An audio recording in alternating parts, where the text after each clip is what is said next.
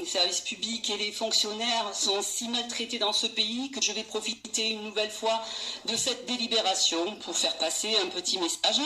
Monsieur le maire, chers collègues, je m'étais abstenu lors des votes précédents s'agissant de la mise en œuvre du RIFSEP, sigle barbare pour régime indemnitaire tenant compte des fonctions, des suggestions, de l'expertise et de l'engagement professionnel. Rien que ça.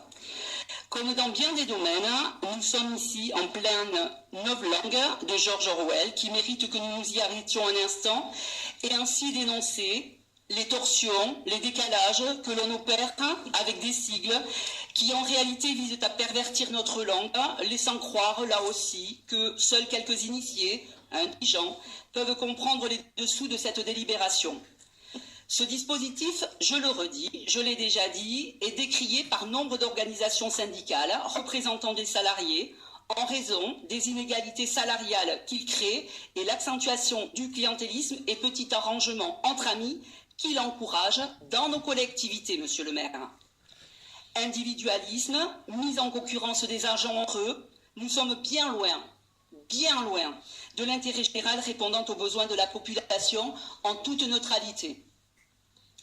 Je souhaite également dire un mot sur ce qui se cache sur le projet de loi dit de transformation de la fonction publique rendu public le 13 février dernier. Après le gel des salaires des fonctionnaires, la suppression du jour de carence, la suppression de 120 000 postes de fonctionnaires dont 70 000 postes de territoriaux, le gouvernement Macron ne souhaite pas en rester là et annonce donc de nouvelles attaques qui doivent tous nous inquiéter.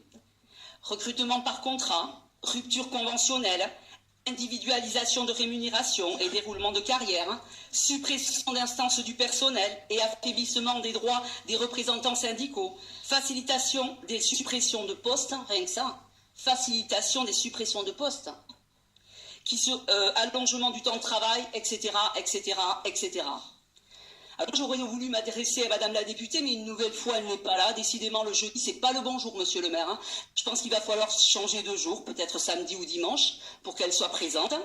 Mais tout de même, puisque c'est retranscrit, elle pourra peut-être regarder et amener des réponses.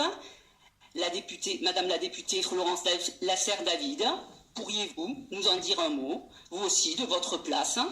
Les Anglois sont en droit de savoir, d'apprécier les votes et vos positionnements à l'Assemblée nationale, sur ce qui motive votre détermination à détruire les services publics dans votre circonscription et en Anglette, au moment même où la population réclame plus et mieux de services publics. Vous le savez, je mène le combat pour un service public de proximité, de territoire, répondant aux besoins de la population, mais aussi un combat de maintien et d'amélioration du statut de la fonction publique, garant indéfectible de l'égalité et de la neutralité du fonctionnaire, parce que la fonction publique territoriale doit plus que jamais retrouver l'esprit de la fonction publique en droit et en garantie.